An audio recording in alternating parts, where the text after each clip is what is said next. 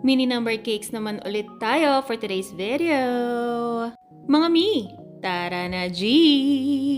Apat na mini number cakes ang ating ide-decorate ngayong araw na ito. O diba, bonggahan? Itong unang number cake natin is mini number 10. Ayan, pang monthly milestone ito. Isa ito sa mga customer natin na hindi gumraduate. Siguro kasi namahalan sila dito sa 2 digits natin. Kasi ang 2-digit mini number cake natin ay nag-uumpisa sa 700 pesos kapag kasuki ka na. Pero kapag ka first time customer ka, 800 pesos yan. Ayan. Peach fruit ang design or theme ng cake na ito. Kaya yung color ng cake natin or ng icing natin is peach and then nudish pink. And then yung mga peach toppers nito ay fondant na ginawa natin mano-mano kasi wala naman tayong molder nito. Tapos, peach din yung color niya and then pinaint brush lang natin siya ng konting color pink para ma-achieve natin yung kulay nung fruit mismo. Ganito lang din yung design na sinend natin kay customer kaso nakulangan siya.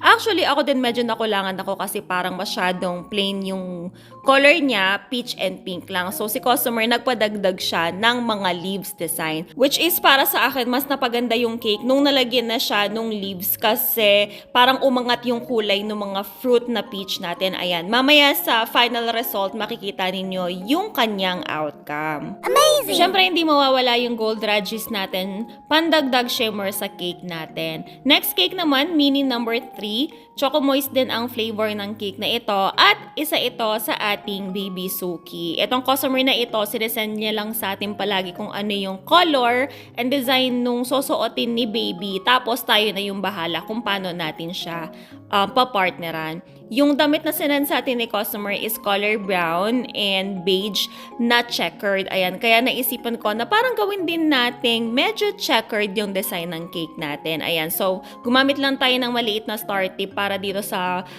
babang part ng cake natin para kahit papano magmukha siyang checkered. And then yung piping dun sa baba, ginawa rin natin siyang alternate na beige and brown. Ayan, paano natin na-achieve yan dun sa beige color? Konting brown lang. Tapos dito sa dark brown, dinagdagan lang natin siya ng brown and then hinaluan natin siya ng yellow para maging warm ang tone niya.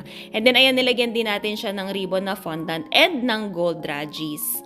Itong pangatlong cake naman natin, mini number 2. Ayan, choco moist pa rin ang flavor niyan. Pero meron siyang palaman na yema. Since maliit lang yung ating cake, konti lang din yung palaman na mailalagay natin. Pero kinapalan natin yan para lasang-lasa pa rin ni customer kapag kakakainin. Simple lang din yung design ng cake na ito. Nag-send lang din si customer nung picture nung susuotin ni baby. Tas ini-match na lang natin siya. Parang ganchilyo yung pagkakadesign nung damit ni baby. Kaya ganyan din yung ginawa nating design dito sa cake. So, star tip na maliit din yung ginamit natin. Tapos, pinipe lang natin siyang ganyan. Parang pa-dots-dots lang. Kumbaga, yan na yung pinaka, parang crochet or ganchilyo na design.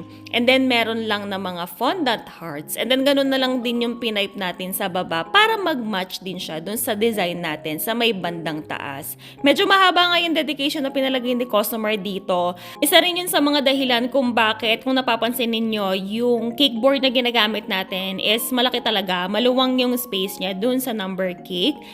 And para merong maraming space kung merong papadagdag na details si customer. Hindi na tayo papalit-palit ng cake board. Ito namang next cake natin is mini number 5. Pang birthday naman to, pang 5th birthday. Ayan, hindi siya pang monthly milestone. And first time customer din itong si customer. Nagpa-additional din siya ng 2 dozen na mini cupcakes. Ewan ko kung dadalhin ba to sa school or para may pangbigay din sa mga bata. Ayan, simple lang din yung design ng cake na ito. Pastel pink and color blue lang yung color ng cake natin. Para natin na-achieve yung mga color na ito, yung pink, deep pink yan ng Chef Master, tapos yung blue. Peotraco yan na color blue, pero hinaluan natin ng purple. Kasi yung blue ng Peotraco is warm siya. So yung purple, ang gagawin niya is i-cool down niya yung color ng blue. Kaya naging ganyan yung kulay niya. Ayan. O diba, ang ganda niyan tingnan. Tapos iisa lang din piping tip yung ginamit natin sa lahat ng design. Tapos naglagay tayo ng mga mini butterflies natin. Pinrint natin yan mga mi kasi wala akong makita na mapagbibilhan ng ganyang kaliliit na butterflies. At ito na ang final result. Wow! O diba, ang syala ng mga cakes natin, napakasarap tingnan sa mga mata. Naku mga mi, huwag niyong kakalimutang i-share ang video na ito at i-follow naman ang page natin para naman ma-inspire tayo gumawa pa ng maraming video sa susunod at makabawi naman ako sa inyo sa mga pahabs natin. And that's it for today. See you on our next video. Bye!